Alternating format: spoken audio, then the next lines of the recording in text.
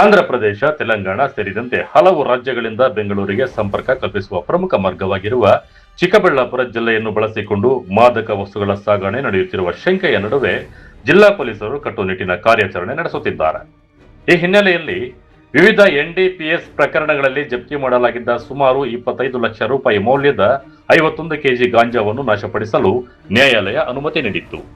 ಅದರಂತೆ ನ್ಯಾಯಾಲಯ ಹಾಗೂ ಪರಿಸರ ಇಲಾಖೆಯ ಮಾರ್ಗಸೂಚಿಗಳನ್ನು ಅನುಸರಿಸಿ ಯಾವುದೇ ಪರಿಸರ ಹಾನಿಯಾಗದ ರೀತಿಯಲ್ಲಿ ಬೆಂಗಳೂರು ಗ್ರಾಮಾಂತರ ಜಿಲ್ಲೆಯ ಹೊಸಕೋಟೆ ಕೈಗಾರಿಕಾ ಪ್ರದೇಶದಲ್ಲಿರುವ MS century refineries private limited ಘಟಕದಲ್ಲಿ ಗಾಂಜಾವನ್ನು ನಾಶಪಡಿಸಲಾಗಿದೆ.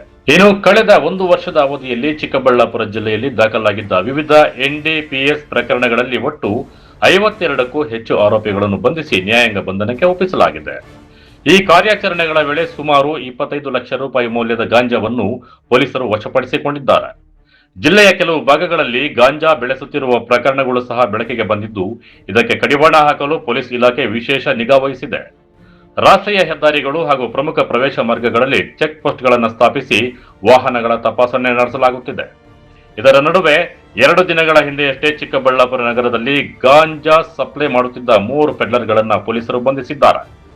ಚಿಕ್ಕಬಳ್ಳಾಪುರ ನಗರದ ಸೈಯದ್ ಅಹಮದ್, ರಾಜಸ್ಥಾನ ಮೂಲದ ಅರವಿಂದ್ ಮತ್ತು ಬುದ್ಧರಾಮ್ನ ಬಂಧಿಸಿ ಆರೋಪಿಗಳು ಮಾರಾಟಕ್ಕೆ ತಂದಿದ್ದ 11 ಕೆಜಿ ಗಾಂಜಾವನ್ನು ಸೀಸ್ ಮಾಡಿದ್ದಾರೆ. ಒಟ್ಟಾರೆಯಾಗಿ ಚಿಕ್ಕಬಳ್ಳಾಪುರ ಜಿಲ್ಲೆಯಲ್ಲಿ ಮಾದಕ ವಸ್ತುಗಳ ವಿರುದ್ಧ ಪೊಲೀಸ್ ಇಲಾಖೆ ಸಮರ ಸಾರಿದ್ದು, ಲಕ್ಷಾಂತರ ರೂಪಾಯಿ ಮೌಲ್ಯದ ಗಾಂಜಾ ವಶಪಡಿಸಿಕೊಳ್ಳುವ ಜೊತೆಗೆ ಆರೋಪಿಗಳನ್ನು ಬಂಧಿಸಿ ಕಾನೂನು ಕ್ರಮ ಕೈಗೊಳ್ಳುತ್ತಿದೆ.